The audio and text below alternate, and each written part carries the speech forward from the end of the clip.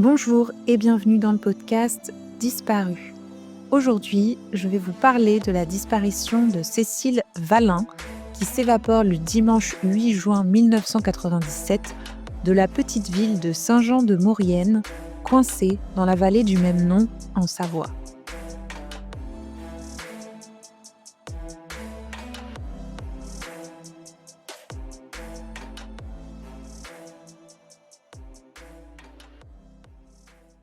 Cécile a 17 ans.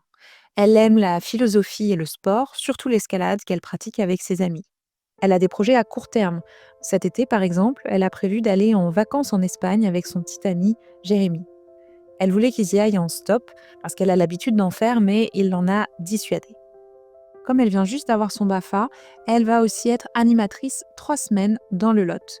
Mais elle a aussi des projets à moyen terme, puisqu'elle veut entrer à l'université de Grenoble en septembre pour se préparer à son futur métier, professeur d'éducation physique et sportive.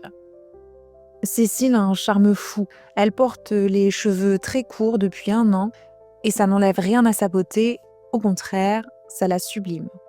Son beau-père est proviseur du seul lycée de Saint-Jean-de-Maurienne, le lycée Paul Héroux.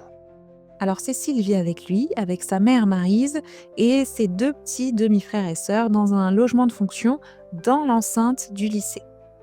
Son père, Jonathan Oliver, un Britannique qui a adopté la France, est resté dans la maison où elle a grandi, à Matan, en Normandie.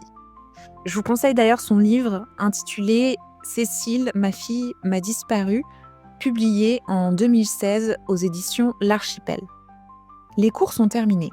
Cécile, bonne élève, en même temps avec un beau-père proviseur, il y a plutôt intérêt, a réussi son année de terminale haut la main.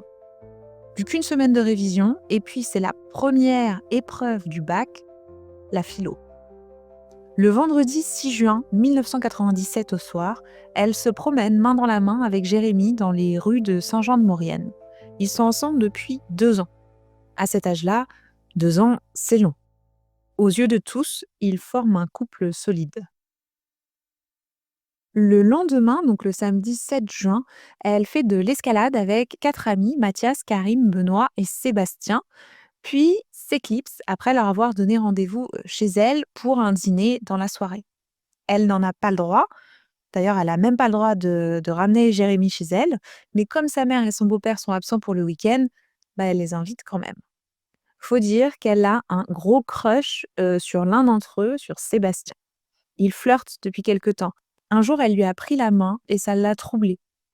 Elle le lui a dit, tout en affirmant que ça ne se reproduirait pas. Mais s'il y a bien un âge où le cœur prime sur la raison, c'est celui de 17 ans. Je suppose, sans jugement, qu'elle a surtout invité les 3 autres pour avoir une excuse afin de le voir lui. La soirée se passe bien, ils mangent des pâtes, boivent des bières et du vin, puis pour accompagner le dessert, bien sûr, du champagne. Ils sont certainement un peu pompettes, on les imagine, les joues bien roses, mais c'est surtout une soirée posée. Pour preuve, ils ont regardé un film avec Travolta. Aux petites heures du matin, Cécile et Sébastien se sont retrouvés dans la cuisine. Peut-être par hasard, mais je n'y crois pas vraiment. Ils ont dû attendre, guetter cette occasion de se retrouver seuls depuis des heures. Peut-être se sont-ils fait un signe discret quand les 3 autres étaient occupés. En tout cas, là, dans la cuisine, Cécile et Sébastien s'embrassent. On les imagine se perdre dans ce premier baiser et la confusion de Cécile est réelle. Elle est tiraillée entre Jérémy et lui. Elle dit à Sébastien qu'elle ne veut pas quitter Jérémy. Pourtant, Sébastien prévoit de repasser la voir le lendemain et Cécile ne s'y oppose pas. Vers 3 heures du matin, les 4 garçons s'en vont. Cécile regrette déjà. Elle regrette déjà cette soirée, ce baiser et ce rendez-vous fixé quelques heures plus tard. Nous sommes maintenant le dimanche 8 juin 1997. À 10h38, Cécile tente de joindre sa demi-sœur, son aînée Chloé, fille du premier mariage de son père. Peut-être pour se confier, sûrement pour lui demander conseil suite à son écart de la nuit. Vers 14h, Sébastien arrive chez elle. Quelques minutes plus tard, un autre ami, un certain Kamel, appelle sur le téléphone fixe. Il veut la voir pour récupérer des CD. Alors Cécile, qui est pour le moment, je suppose, bien occupée avec Sébastien, lui propose un rendez-vous plus tard, mais il refuse car il doit prendre le train pour rentrer sur Grenoble. Sébastien quitte les lieux vers 17 h. Il sera le dernier de son entourage à l'avoir vu. Normalement, ça ferait de lui le suspect numéro 1. Mais dans la foulée de son départ, Cécile appelle Sandrine, sa meilleure amie. Elle lui avoue tout, le dîner, le baiser, le rendez-vous qui vient de s'achever. Elle s'en veut d'avoir encore craqué et on imagine que son cœur bat la chamade, qu'elle a les mains moites, déchirée entre passion et raison, entre le souvenir sur ses lèvres des baisers brûlants de Sébastien et les sensations de sécurité et de tranquillité qu'elle construit depuis 2 ans avec Jérémy et qui semblent lui échapper par sa propre faute. Mais au moins, elle a vidé son sac, car à la fin de la conversation, Sandrine trouve qu'elle va un peu mieux. Cécile lui assure d'ailleurs qu'elle va se mettre à réviser pour le bac de philo. À 17h18, elle appelle son père, qui est donc à Matan, en Normandie. Elle lui dit qu'elle a invité 4 garçons à dîner la veille, parce que sa mère et son beau-père ne sont pas là ce week-end, et elle dit « je culpabilise ». Mais si elle ne lui en parle pas, on imagine qu'elle culpabilise aussi pour Sébastien. Et sans doute a-t-elle besoin d'entendre la voix rassurante de son père lui dire que tout va bien, que c'est une fille bien, même quand elle fait des bêtises. D'ailleurs, son père lui conseille de ne rien dire pour le dîner. Lui aussi, il trouve que le mari de son ex est strict et il dit à sa fille « te prends pas trop la tête avec ça, remets-toi plutôt à tes révisions pour le bac ». Et Cécile lui répond « Justement, je vais m'y remettre ».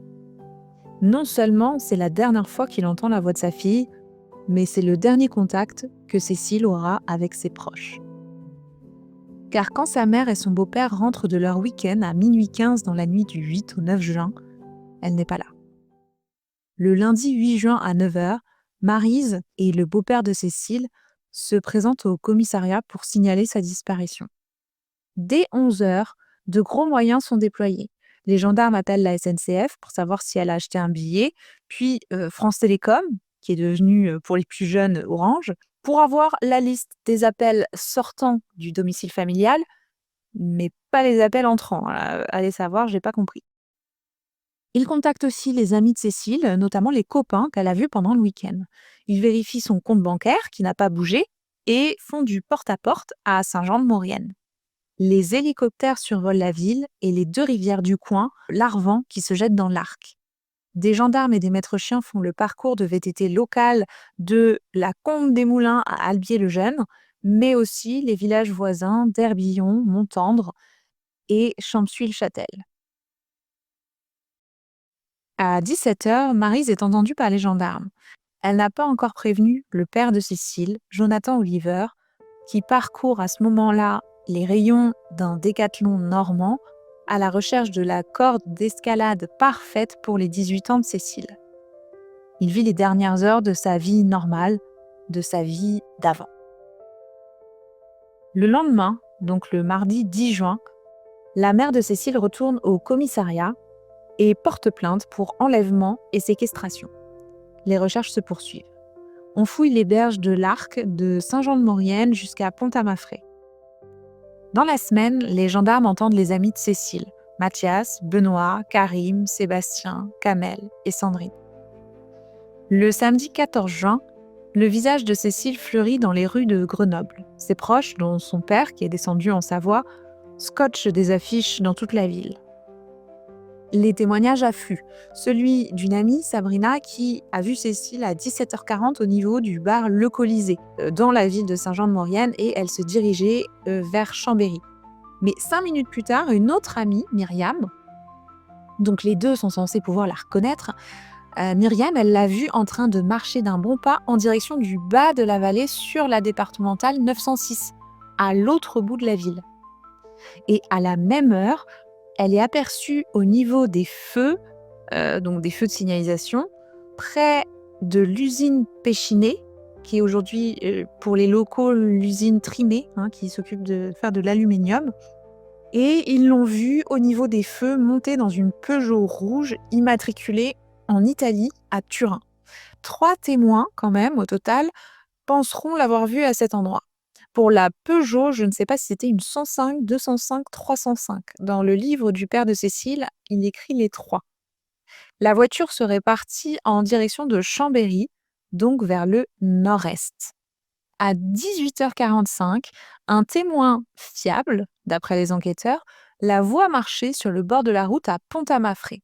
Les deux endroits, donc l'usine d'aluminium et Pont-à-Mafré, sont séparés par 5,7 km. Ça prend 1h15 à pied et 8 minutes en voiture. Donc si c'est bien elle qui est montée dans une voiture, qu'est-ce qu'elle a fait pendant 1 heure à Pont-à-Mafré? Pour ceux du coin, enfin vous le savez sûrement déjà, mais Pont-à-Mafré, c'est devenu la tour en Maurienne. Cécile aimait se balader. Elle est partie avec sa carte de crédit. On sait qu'elle faisait parfois du stop, mais c'est tout ce qu'on sait. Il semble qu'elle soit sortie de chez elle, volontairement le dimanche 8 juin, oui, mais les témoignages d'elle dans les rues de Saint-Jean-de-Maurienne sont tellement contradictoires que je ne mettrai pas ma main à couper. D'ailleurs, entre 19h et 19h15, on la voit à Saint-Michel-de-Maurienne, près de la Saussaz, c'est-à-dire cette fois au sud de la ville. Et vers 19h25, elle est de nouveau aperçue sur la départementale 906 en direction de Saint-Jean-de-Maurienne. Je vais vous lire l'avis de recherche. Le 8 juin 1997, vers 17h, Cécile Valin quittait le domicile familial à Saint-Jean-de-Maurienne à pied. Elle était aperçue vers 17h45 par plusieurs connaissances en train de marcher le long de la départementale 906 en direction de Chambéry. Elle aurait été vue pour la dernière fois par un témoin à Pont-à-Mafré à 18h45. Si vous avez des informations, contactez les services de police. Le lundi 16 juin, Cécile ne se présente pas au bac de philo, l'épreuve qu'elle avait préparée, la matière qu'elle aimait tant. Certains espèrent encore la voir revenir et que tout recommence comme avant. Mais non, c'est bien son absence qui est dans la tête de ses camarades ce jour-là. Elle ne présente pas sa carte d'identité, elle n'émarge pas, elle ne remplit pas l'en-tête des copies officielles avec son identifiant national étudiant. Sur le terrain, les autorités ne baissent pas les bras. Une quarantaine de militaires fouillent Pont-à-Mafré, de nouveau les berges de la rivière Arc, les points d'eau, les bassins, la voie ferrée, les parkings et le chantier de l'autoroute A43 qu'on appelle aussi l'autoroute de Maurienne. Nous y reviendrons. Le 21 juin, tous les jeunes et moins jeunes de France s'apprêtent à sortir pour la fête de la musique. J'ai l'impression que c'est une tradition qui se perd, mais dans les années 90-2000, c'était vraiment la sortie de l'année. Elle signe aussi le début de l'été, le début des soirées sans fin avec des amis qu'on espère garder pour toujours et des flirts. Mais le petit copain de Cécile, Jérémy, n'a pas la tête à la fête. Sa journée commence tôt. Il est interrogé par les enquêteurs dès 8h15 durant 4 heures.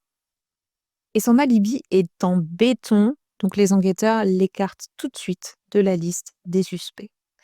Ils soupçonneront un temps Kamel, le jeune homme, vous savez, qui voulait venir récupérer des CD et à qui Cécile avait proposé un rendez-vous plus tard qu'il avait apparemment refusé. Et j'avoue que c'est la première chose à laquelle j'ai pensé. Je me suis dit, bon, le gars, c'est potentiellement le seul qui aurait eu l'occasion de la voir le dimanche en fin de journée. Comme les appels entrants ne sont pas enregistrés, il aurait pu la rappeler et lui dire, ah bah finalement, je suis dispo, je prendrai le train plus tard, je viens récupérer les CD, ou alors, bah viens, on se retrouve à tel endroit. Mais les enquêteurs n'ont pas trouvé d'éléments le liant à la disparition de Cécile et il est même devenu l'un des plus fervents adhérents et défenseurs de l'association de Cécile créée par ses proches.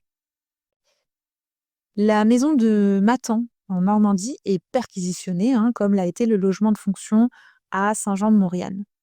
Là, les enquêteurs ont envoyé la couette de Cécile pour des analyses, mais rien, aucune trace, ni sperme, ni ADN, ni sang, rien. Des enquêteurs fouillent un flanc de montagne, des plongeurs explorent l'Isère près du barrage EDF de Saint-Égrève. Les barrages retiennent les corps, mais là, il n'y en a pas. Les enquêteurs obtiennent aussi la liste des véhicules qui ont passé le tunnel de Fréjus le 8 juin 1997. D'autres camarades de classe sont entendus, ainsi que les jeunes qui ont fait le stage BAFA avec elle et ses professeurs. On voit Cécile partout, à Grenoble, en Espagne, à Vire, en Normandie et près de Pontcharrat. Les enquêteurs vérifient les emplois du temps des délinquants sexuels de la région et les emplois du temps des détenus qui ont quitté la prison d'Éton en Savoie peu de temps avant la date de la disparition de Cécile. Ils enquêtent aussi du côté des salariés des entreprises qui ont travaillé sur le chantier de l'autoroute A43. Ce ne serait pas la première fois qu'on se débarrasse d'un corps sur un chantier en pleine nuit avec l'espoir qu'il soit enfoui à tout jamais sous du béton. Et contrairement à l'immense majorité des disparitions dont j'ai parlé, cette fois, les moyens sont mis, on ne peut pas le nier, il y a énormément de moyens déployés pour tenter de retrouver Cécile. Dans les semaines qui suivent, on l'aperçoit encore.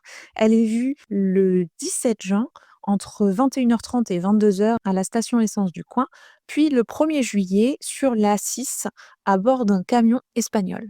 Un gendarme de l'escadron de Chambéry pense même l'avoir vue faire du stop près de Pontcharrat le 15 juillet, donc plus d'un mois après sa disparition. Plusieurs témoins affirment qu'un van gris métallisé, immatriculé dans le département de Haute-Garonne, donc le 31, circulait dans la ville de Saint-Jean-de-Maurienne le dimanche 8 juin. Au volant, un homme brun d'une trentaine d'années et de type méditerranéen. Mais ce van gris métallisé ne sera jamais retrouvé. Le 11 février 1998, pour la première fois, Jonathan Oliver se heurte à la froideur du système judiciaire. Le juge d'instruction commence l'entretien par, je cite, « Vous avez souhaité de votre propre initiative me rencontrer. Avez-vous des éléments à faire valoir ou des pistes à exploiter dans le cadre de l'enquête visant à retrouver votre fille ?» Quand le père de Cécile s'agace de son attitude, parce que c'est pas à lui de donner des pistes, c'est quand même aux enquêteurs et aux juges d'instruction de tout explorer, le juge il glisse quand même, « Mais vous savez, monsieur Oliver, j'ai beaucoup de travail. » En 98, les parents de Cécile passent dans Sans aucun doute, animé par Julien Courbet. Alors ça y est, les journalistes s'intéressent à l'affaire. Dans la foulée, ils font aussi 16 discutes, l'émission de Jean-Luc Delarue et La vie à l'endroit de Mireille Dumas. Cécile Valin devient l'un des visages des enfants disparus en France. Le dimanche 7 juin 98, les autorités organisent un contrôle routier à Saint-Jean-de-Maurienne. Ils arrêtent 2500 véhicules.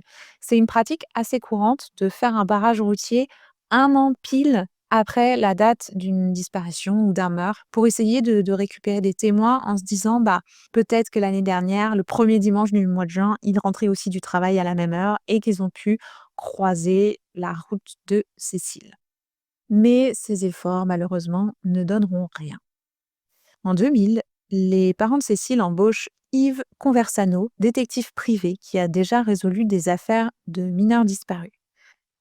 Et puis les années passent, jusqu'au tristement mémorable 9 janvier 2003.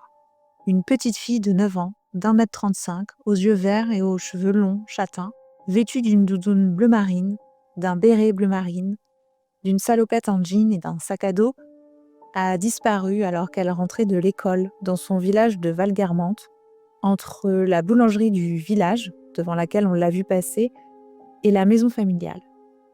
Il lui restait 435 mètres à parcourir et elle s'est évaporée. Son nom, Estelle Mouzin. Sa disparition bouleverse la France entière, son visage est partout.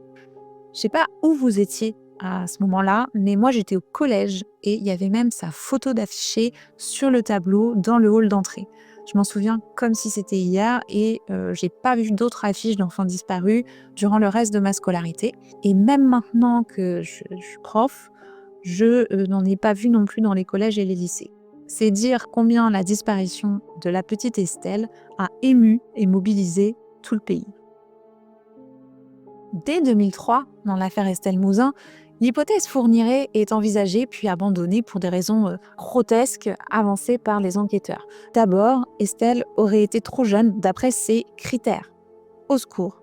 Ensuite, son fameux faux alibi du coup de téléphone à son fils pour son anniversaire.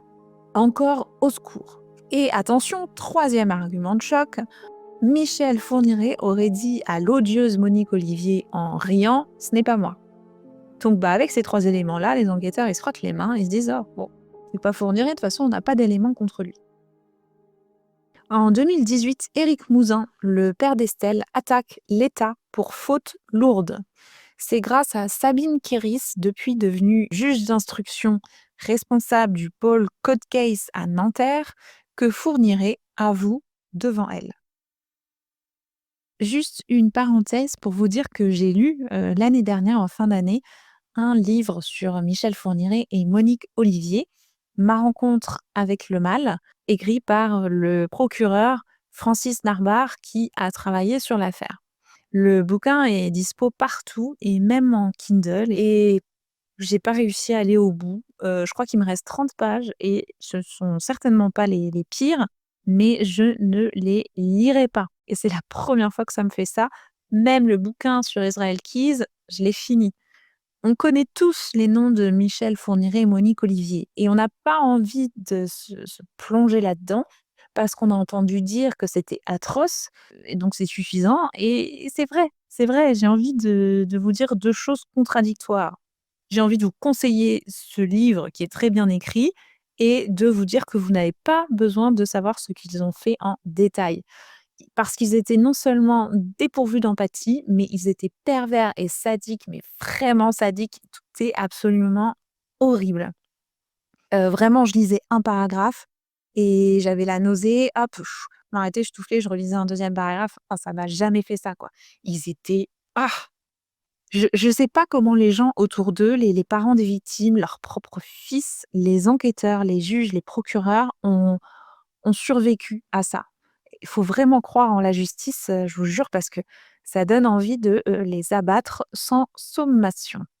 Alors pourquoi je parle autant de Michel Fourniret? Eh bien parce que, la piste Fourniret a été envisagée dans l'affaire Cécile Valin. Mais impossible de le replacer à Saint-Jean-de-Maurienne le 8 juin 97.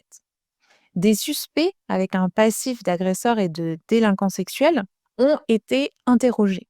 Un certain monsieur A, connu pour viol, un certain JMR, lui aussi connu pour des viols et des homicides, en possession au moment de son interpellation de photographies de, je cite, trois jeunes filles endormies. Oui, oui, viol et d'homicide au pluriel, et il est toujours en liberté après ça.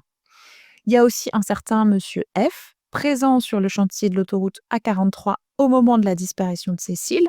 Lui aussi est auteur d'agressions sexuelles. Et puis un certain monsieur B qui accostait des mineurs et leur proposait du sexe contre de l'argent.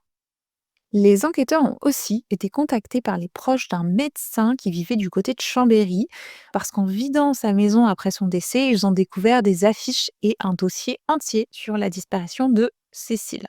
C'est louche. En 2003, le beau-père de Cécile est muté au Sénégal. La chambre de Cécile dans le logement de fonction du lycée Paul Héroux est vidée. Les traces de sa vie s'effacent peu à peu. Ceux qui l'aiment gardent des souvenirs de Cécile, mais impossible d'en construire de nouveaux. Et pourtant, il faut bien continuer de vivre. Le 3 juillet 2004, enfin, on demande au père de Cécile des cheveux de la jeune fille pour pouvoir établir son profil ADN. Il est rentré en fin d'année dans le FNAEG, le fichier national automatisé des empreintes génétiques. Le 13 juillet 2005, Monique Olivier est entendue par la police belge. Elle raconte que Fourniret a enlevé une jeune femme en fin d'année scolaire 97. Elle dit, je cite, elle avait un âge apparent de 16 à 18 ans, avait des cheveux de couleur claire, n'était pas plus grande que Fourniret. Elle était de race blanche. Et elle affirme que si Fourniret a ramené cette jeune fille à la maison, c'est pour abuser d'elle sexuellement. S'il a abusé d'elle, il n'allait pas la laisser repartir vivante. Le 27 mai 2008, 11 ans après la disparition de Cécile, des fouilles sont menées au niveau de l'endroit où il y avait des travaux sur l'autoroute A43 à Saint-Jean-de-Maurienne au moment de la disparition. On fait venir un géoradar qui est capable en fait d'identifier une forme ovale ressemblant à un cadavre à près de 3 mètres de profondeur. Et ce géoradar explore la zone d'1,5 km de long pendant 4 jours. Puis on fait venir 5 chiens pour vérifier, les alentours, les bords de l'autoroute, les fossés et cetera. Mais là encore, rien. De 2008 à 2010, un OPJ, donc un officier de police judiciaire, reprend l'enquête. Il réentend tous ceux qui avaient vu ou parlé à Cécile le samedi 7 et le dimanche 8 juin 97. Sébastien, Karim, Mathias, qui était là au dîner, Kamel aussi, la meilleure amie Sandrine et sa prof de PS. En 2022, l'affaire Cécile Valin rejoint d'autres affaires irrésolues au pôle Cold Case de Nanterre. Le 10 septembre 2024, donc c'est tout récent, Monique Olivier est placée en garde à vue pour être entendue dans ce dossier. Mais il semble toujours compliqué de placer Fourniret dans la vallée de la Maurienne le 8 juin. Et je ne comprends pas qu'elle n'ait pas évoqué les cheveux très courts de Cécile Valin, mais on sait aussi que Fourniret et elle distillent des infos au compte-gouttes pour garder le contrôle, continuer de faire souffrir et se sentir indispensable. Mais ce qui est étrange, c'est que Cécile n'est pas la seule femme de la région à avoir disparu. 3 femmes ont disparu dans les années 80 dans la ville de Pontcharrat, de l'autre côté de la montagne. C'est à moins de 70 km de Saint-Jean-de-Maurienne, ça prend moins d'1 heure de trajet et on y accède par l'autoroute A43, accessible dans la zone où Cécile aurait été aperçue en fin d'après-midi le dimanche 8 juin 97. Sur les 3 femmes disparues à Pontcharrat, 2 ont été retrouvées mortes. Et le prochain épisode leur sera consacré, parce que leur histoire en dit tellement sur la justice française que je trouve ça presque d'intérêt public d'en parler. Pour que vous sachiez comment l'État traite les meurtres de femmes, les tueurs et les familles des victimes. Je crois pas avoir lu pire en France, à part peut-être la façon dont a été traitée la disparition de la petite Charazade Bendouyou à Bourgoin-Jallieu. Mais revenons à Pontcharrat. Liliane Chevènement, 41 ans, disparaît pendant sa pause déjeuner le 30 juillet 1981. Elle est retrouvée le 5 octobre de la même année, morte. Elle a été étranglée avec du fil de fer. Les enquêteurs mettent en garde à vue un certain Yves Chatin, 16 ans, qui vit à quelques centaines de mètres de là où a été retrouvé le corps, près de la gare de Pontcharrat. Il est déjà connu pour avoir agressé une première fois une jeune femme du village 2 ans plus tôt, quand il n'avait que 14 ans. Mais faute de preuves, les enquêteurs le relâchent. 4 ans plus tard, le 9 mai 1985, Marie-Ange Billou disparaît alors qu'elle fait du stop à Pontcharrat sur le pont de la Gâche. Et devinez où est le pont de la Gâche? Juste à côté de la maison d'Yves Chatin. Le 22 mai 86, donc 1 an plus tard, Marie-Thérèse Bonfanti, qui distribue des journaux dans la ville de Pontcharrat, disparaît à son tour. Avant de s'évaporer, elle avait garé sa voiture devant la maison d'un certain, je vous le donne en mille, Yves Chatin. Il est de nouveau mis en garde à vue, puis relâché. Ce n'est qu'en 2020, donc 35 ans plus tard, que suite à une demande de la famille, et pas la première, je vais tout vous raconter dans le prochain épisode, l'enquête sur la disparition de Marie-Thérèse Bonfanti est réouverte. Yves Chatin est interrogé en mai 2022 et avoue enfin son meurtre et localise l'endroit où il a caché le corps de sa pauvre victime. Il demande ensuite à être libéré pour prescription, ce qui lui est refusé, puis, tenez-vous bien, ce qui lui est finalement accepté en novembre 2023. Il a donc été libéré le 7 décembre 2023. Cet homme-là était chauffeur routier. Il connaissait la région comme sa poche et empruntait quasi quotidiennement l'A43. Il a commencé à agresser à 14 ans, avait 21 ans quand il a tué Marie-Thérèse Bonfanti et seulement 33 quand Cécile Valin a disparu. Le père de Cécile en parle vaguement dans son livre. Il estime qu'on aurait dû se pencher sur son profil et je ne peux qu'être d'accord avec lui. Cécile Valin s'est donc évaporée le dimanche 8 juin 1985 à Saint-Jean-de-Maurienne. Elle n'avait aucune raison de fuguer, encore moins de se suicider. Bon, bien sûr, elle venait d'embrasser un autre garçon, elle était perturbée, mais franchement, à 17 ans, les hormones et les émotions sont au plafond, ça ne veut pas dire qu'on va le jeter d'un pont. Elle allait passer son bac et entrer à la fac après un été bien rempli. Mais elle n'a jamais passé son bac. Serait-elle devenue prof de PS? En tout cas, elle aurait su partager sa passion pour le sport et l'escalade, ça c'est certain. Aujourd'hui, elle aurait 45 ans. Aurait-elle des enfants? Un compagnon? Serait-elle retournée vivre en Normandie ou aurait-elle choisi de rester en Savoie ou de découvrir de nouveaux horizons? Et surtout, puisque personne ne s'évapore de la surface de la Terre en un claquement de doigts, vivante ou non, où est-elle? Cécile avait une cicatrice de 10 centimètres sous le sein droit. Si vous avez le moindre souvenir, la moindre information, merci de contacter les autorités. Il n'y a pas de site officiel, donc je vous mets en description l'adresse mail et le numéro vert à disposition.